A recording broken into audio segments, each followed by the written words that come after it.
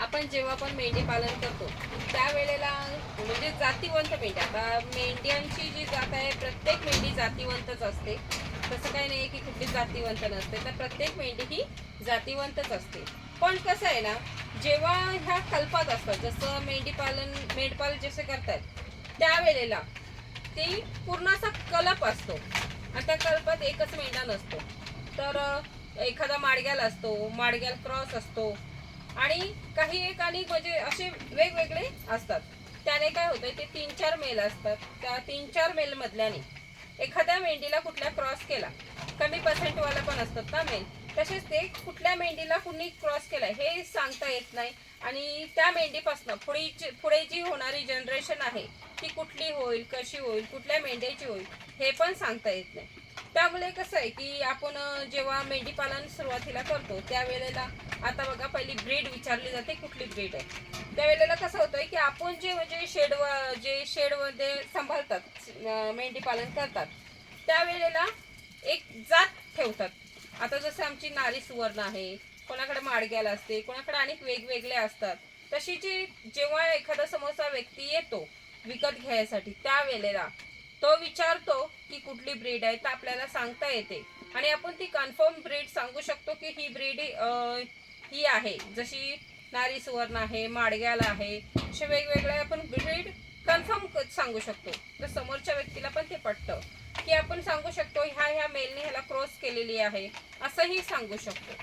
त्यावेळेला म्हणजे एक फायदा आहे की आपण जो बंदिस्त सांभाळतो त्यावेळेला समोरच्या व्यक्तीला जो घेत असतो विकत त्याला कन्फर्म सांगता येतं. पण आपण जेव्हा असं कलप मध्ये असतो जसं मेंढपालांकडे असतो त्यावेळेला सांगता येत नाही की ही ब्रीड कुठली आहे, पुढची ही जनरेशन कुठली होणार आहे हे सांगता येत नाही. त्यावेळेला आपण जेव्हा सुरुवातीला मेंढी पालन करतो त्यावेळेला ही ब्रीड वगैरे गरजेची असते आणि आपण जेव्हा मतलब शेडवर वगैरे पालन करतो त्यावेळेला आपण सांगू शकतो 100% ही जात आहे. आता हे सांगायचं कारण, आता तुम्ही म्हणाल ही जात वगैरे कशासाठी, तर हे सांगायचं कारण म्हणजे कसं आहे माहिती आहे का, आता ही नारी सुवर्ण आहे. पण जर आपण एखाद्याकडे घ्यायला गेला आणि समजा ते क्रॉसमध्ये म्हणजे तसं झालेलं आहे म्हणून सांगते. आमचा मित्र आहेत ते आणि मित्र आहेत ते त्यांनी घेतलेलं होतं नारी सुवर्ण म्हणून. पण कसं आहे समोरच्या व्यक्तीने जेव्हा दिलं त्यावेळेला त्याला पण माहित नव्हतं की ही 100% मध्ये आहे की नाही, कारण की ती कल्पात अशी रानात सोडायचीत ना, त्यामुळे त्यांना माहीतच नाही की क्रॉस वगैरे कुठल्या मेंढ्याने केलेलं आहे, तसं झालेलं आहे. म्हणून मग त्या सरांनी जेव्हा आणली, आमचे मित्र जे आहेत त्यांनी जेव्हा आणली तिथनं नारी सुवर्ण म्हणून आणली, पैसाही नारी सुवर्णाचाच दिला गेला. पण जेव्हा इथं आणली तेव्हा कसं आहे, ह्या नारी सुवर्णला सुरुवातीला पहिल्या वेताला एक पिल्लू होतो. म्हणून एक पिल्लू झाल्यावर असं झालं की सोडून द्या, एक पिल्लू सुरुवातीला होतो. पण सेकंड टाइम पण तिला एकच पिल्लू झाला. त्यावेळेला असं विचार आला की अरे सेकंड टाइमला 2 व्हायला पाहिजे होते. पण तोही म्हणजे त्या सरांनी सोडून दिला विषय की तिसरी टाइम आपण बघूया. पण तिसरी टाइम जेव्हा तिचं तिसऱ्या वेताला सुद्धा एकच पिल्लू झाला. त्यावेळेला एक कन्फर्म झालं की ही ज्यात गुणधर्मत आहेत की 8 महिन्यात डिलिव्हरी वगैरे होती, हिची 8 महिन्यात होती ती क्रॉस वगैरे, पण तिच्यात ते जे पिल्ल द्यायची क्षमता आहे ती नाहीये तशी जशी नारी सुवर्ण मध्ये असते. ती 100% नव्हती, तर ती क्रॉस ब्रीड होती. म्हणून काय झालं की जी कल्पात होती आणि कल्पातनं आणलेली होती म्हणून त्याही व्यक्तीला माहित नव्हतं की ही नक्की क्रॉस झालेली ब्रीड आहे. त्यामुळे काय झालं की त्यांनी काही फसवणूक वगैरे केलेली नाहीये, एक चुकून झालं. पण आता शेवटीला काय आहे माहितीये का, कुठलीही जात असली तरी कटिंगलाच जाते. पण आपण जेव्हा विश्वासन एखाद्या बरोबर सौदा करतो की माझी ही मेंढी आहे, एवढे एवढे पैसे आहेत, ही ब्रीड आहे माझी, त्यावेळेला आपण त्या ब्रीडचा पैसा घेतो आणि समोरचा व्यक्ती देणारा पण ब्रीडचा पैसा देतो. त्यावेळेला मग काही होतंय की सर्वच कटिंगला नेतात असं नाहीये, तर काही सांभाळायला नेत असतात. कोणाला असं आवड असतं की जास्त नसली तरी चालेल पण 3-4 असली तरी चांगल्या ब्रीडची पाहिजेत, असंही एकाचं सांभाळणं असतं की आवड असते. त्यामुळे ते नेते वेली पण तसा ब्रीड बघतात. त्यामुळे ही ब्रीड गरजेची असते. आता की आपण जेव्हा शेडवर सांभाळतो त्यावेळेला सांगू शकतो की अमुक अमुक ब्रीडचं आहे, ती एवढी पिल्लं देऊ शकते असं सांगू शकतो. पण कल्पात जेव्हा असते त्यावेळेला सांगता येत नाही. त्यावेळेला पण आमचं ज्या सरांनी घेतली त्या सरांचं पण तसंच झालं. आता ती शेवटीला काय झालंय, पैसे तर नारी सुवर्णचे गेले पण आता काय बोलू शकत नाही कारण की त्यांची पण चुकी नाही आहे. त्यामुळे ती शेवटीला कटिंगलाच जाणार आहे. ती 8 महिने जरी पिल्लू दिला तरी कसं होतंय की ती नारी सुवर्ण 100% नाही आहे, तर क्रॉस ब्रीड आहे. त्यामुळे ते असं होतं. म्हणून आपण जेव्हा पण घेतो त्यावेळेला कन्फर्म सांगायसाठी हा ब्रीड आहे. आणि ब्रीड जेव्हा आपण सांगतो की तेव्हा समोरचा व्यक्ती अगदी म्हणजे एक विश्वास ठेवतो आपल्यावर आणि त्या विश्वासावर घेतो. नाही तर कसं होतंय की आपण सांगायचं ब्रीड नारी सुवर्ण आहे आणि ज्या वेळेला तो माणूस घेऊन जातोय, आता ते 3 वेत झाल्याच्या नंतर माहीत पडलं त्या वेळेला कुठतरी म्हणजे असं होतंय की ह्यानाच माहीत नव्हतं कन्फर्म ही ब्रीड कुठली आहे. मग आपला पैसा गेलाय. आता ती काय जाणार आहे, कटिंगलाच जाणार आहे. त्यामुळे थोडंसं कुठेतरी नाराजी होते. म्हणून हा एक शेडचा फायदा पण आहे की आपण कन्फर्म ब्रीडचं सांगू शकतो आणि कल्पत असल्यावर ब्रीडचं आपल्याला सांगता येत नाही. आणि कसं आहे ना की म्हणजे आपण जेव्हा हे पालन करतो मेंढी पालन त्यावेळेला एखाद्या म्हणजे हौसन शेड वगैरे बनवून त्याला एखादी ब्रीडच ठेवायची असेल त्यावेळेला हा विषय येतो, गरजेचा येतो की ही ब्रीडचं कशासाठी विषय काढायचा, तर ह्याच्यासाठी की त्यावेळेला त्याने एक ब्रीड फिक्स, जसं माडग्याल असते सगळ्यात महाग आणि चांगली सुंदर दिसणारी. त्यामुळे काय होतंय की जेव्हा माणसं समोरची व्यक्ती एखादी ब्रीड सांभाळायला बघतो तेव्हा ती सुंदरता वगैरे हे असं बघतं. आणि आता ह्यांच्यात जी नारी सुवर्ण मध्ये क्वालिटी आहे ती एक चांगली आहे. ह्यांचा गुणधर्म खूप छान आहे की ही पिल्लं खूप चांगली देतात, जशी शेळ्या पिल्लं देतात तसं.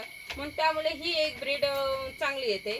म्हणून ना जेव्हा पण सांभाळतो एखादा व्यक्ती हौसन त्यावेळेला ही ब्रीड मागतो की कुठली ब्रीड आहे तुमची, त्यावेळेला विचारलं आपल्याला सांगता आली पाहिजे. आणि समजा एखाद्या वेळेला आपण कटिंगलाच सांभाळतोय त्यावेळेला ही गरजच नाहीये, ब्रीड वगैरे अशी काही गरज नसते.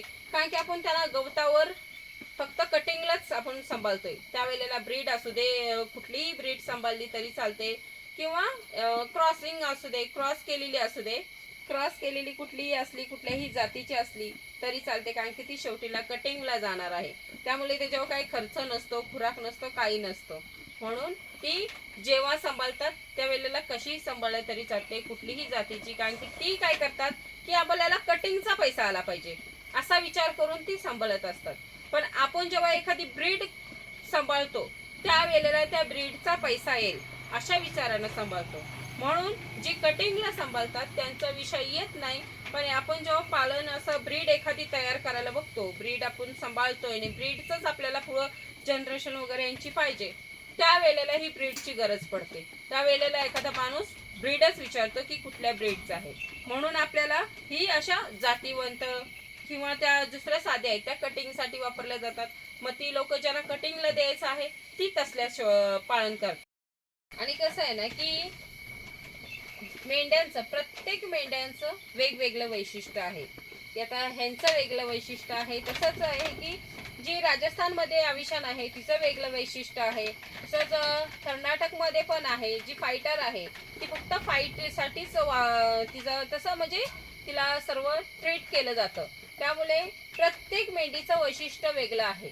जसं आता बाहेरच्या देशात बघा बर्फात पण मेंढ्या आहेत, त्यांची केस वगैरे लांब असतात, त्यांना एक वेगळं वैशिष्ट्य आहे त्यांचं. तसंच आहे की मेंढी पालनात मेंढ्या वाईट नाही आहेत, कुठल्याही जातीच्या असू देत त्या. पण कसं आहे ना आपण जेव्हा पालतो त्यावेळेला कटिंग करतो ती वेगळी गोष्ट आहे की कटिंगसाठी जर पालन करत असलं तर ती कुठल्याही जातीची असू दे, कुठलीही ब्रीड असू दे तरी पण ते चालतं. पण आपण जेव्हा आता नारी सुवर्ण क्रॉस करू दे, माडग्याल क्रॉस करू दे तरीही चालतं. कारण की आपण फक्त ती कटिंगला वापरतो. पण जेव्हा आपण वैयक्तिक असं जेव्हा शेड बनवतो की आपल्याला हीच जात पुढं वाढवायची आहे त्यावेळेला मात्र ही जी ब्रीड आहे ती जी असतं, जसं माडग्याल आहे, माडग्याल एक शोभिवंत आहे आणि मग माडग्यालचा तसा पैसा पण आहे, माडग्यालला तसं सांभाळलं पण जातं. पण कसं आहे ना की आता माडग्यालने जर मी ह्या नारी सुवर्णला क्रॉस केली तर मग जर समोरचा व्यक्ती आला घ्यायला त्यावेळेला मी त्याला काय सांगणार, हे माडग्याल आहे नाही, तर नारी सुवर्ण पण नसणार ते आणि माडग्याल पण नसणार आहे. त्यामुळे ती तिसरीच ब्रीड निघणार आहे. त्यामुळे की जेव्हा पण असं जातीवंत सांभाळतो, एक ब्रीड आपलं सांभाळलं जातंय त्यावेळेला त्याच ब्रीडचा मेल असणं खूप गरजेचं आहे. जसं माडग्याल अगदी प्युअर माडग्याल पाहिजे तर माडग्यालच मेल पाहिजे. अगदी प्युअर नारी सुवर्ण पाहिजे, नारी सुवर्णच मेल पाहिजे. आणि आता आपली जी मेंढी पालन करतोय त्यावेळेला आपण कसं आहे की जाती जाती असं करतोय, पण कसं आहे ना की त्या जातीचा त्या ब्रीडचा तसा पैसा पण आहे. नारी सुवर्णाचे जे गुण आहेत ते तिच्यातच आहेत, ते दुसऱ्यात येणार आहे का? तर नाही. आता नारी सुवर्ण जरी दुसऱ्याला क्रॉस केलं दुसऱ्या जातीच्या, तरी पण तिच्यातले जे गुण आहेत ते त्याच्यात उतरणारच आहे. मग आता ही नारी सुवर्ण आहे, आता नारी सुवर्णाच्या मेलनी एखाद्या साध्याही मेंढीला जरी क्रॉस केले तरी पण तसा रिझल्ट येणार नाही, जो आपल्याला रिझल्ट पाहिजे तो येणार नाहीये. म्हणून ही जातीवंत ती जातीवंतच आहे. ती एक ब्रीड आपण सांभाळतो ते एक म्हणजे हे वेगळंच हे आहे की एक ब्रीड आपल्याला तयार करायची असते, पूर्ण तीच ब्रीड आपल्याला ठेवायची असते. त्यावेळेला हे गरज असते. आणि कसं आहे ना की एक हाऊस असते माणसाला ही जेव्हा मेंढी पालन करतो. आणि मेंढी पालन करणं असं म्हणजे काय, तुम्ही कुठल्याही जातीचं जरी मेंढी पालन केलं त्यावेळेला मात्र त्या मेंढ्यांचा काही त्रास नसतो. मग तुम्ही कुठल्याही साध्या जरी मेंढ्या सांभाळलात ना कटिंगसाठी, तरी त्या मेंढ्यांचा काही त्रास नसतो, कारण की त्यांचा खाण्याचा त्रास नसतो, ती जास्त धावत नाही, अगदी चांगली असतात. त्यामुळे ना त्यांना कुठलाही चारा वगैरे तुम्ही कुठलाही पुढे ठेवलात तरी ते आरामात खाणार, पोट भरला की शांत बसणार आहेत. म्हणून मेंढी पालनात एक त्रास नसतो.